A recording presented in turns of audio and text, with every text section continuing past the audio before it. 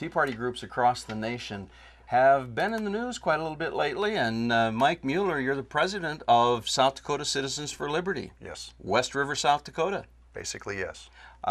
You might not be surprised to hear me say my heart is deeply fond of Citizens for Liberty. Thank you. It's a great organization, and I think it'd be important to have a conversation about what you see the struggle. How is that struggle between the Tea Party groups and the establishment Republican leadership? What's going on there?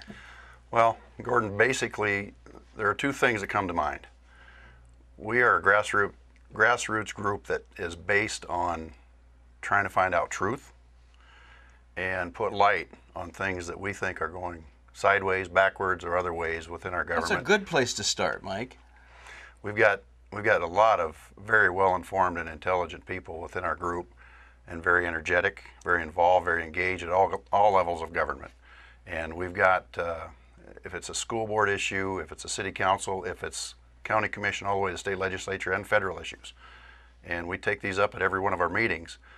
And it's kind of a free-for-all for information, and we take up what's the current event that we need to deal with now. And if we want to put motion and put people forward into that, and sometimes it is against the establishment, and it doesn't agree with what maybe their motives are. So, but I think with our mission statement, if you read that, we'd align pretty well for what we hear there about. It's just what they say and what they do sometimes doesn't really line up. Right. I'm interested to hear your response to the Mitch McConnells of this world, or the John McCains, who want to malign the Tea Party and say we're going to squash the Tea Party, or they're wacko birds, or they're Looney Tunes, or they're goofy. What do you see?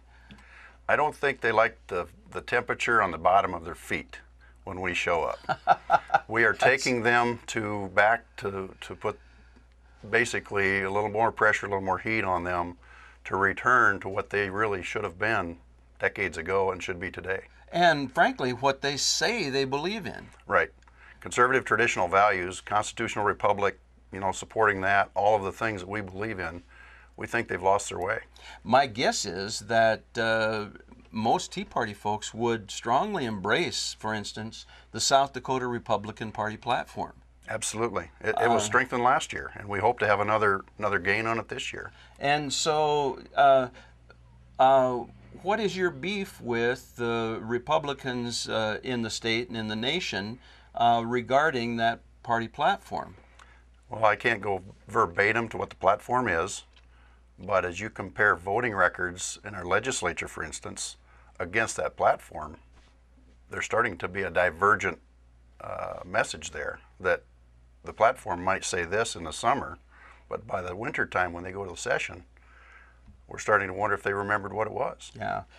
In Arizona, you've probably seen that the Republican Party has actually censured Senator John McCain for departing from the Republican Party platform. I'm curious to know, is it possible that Citizens for Liberty might consider censuring some Republicans for not standing on the platform? That's a major step. I don't know if that would be effective or not. Right now, we don't have the ear of enough of them, but maybe as we build forces and grow as a group, we may have, it takes numbers. If you were to issue a censure for a Republican legislator or a Republican office holder, I'll bet you'd get news coverage, and I'll bet you'd have their attention.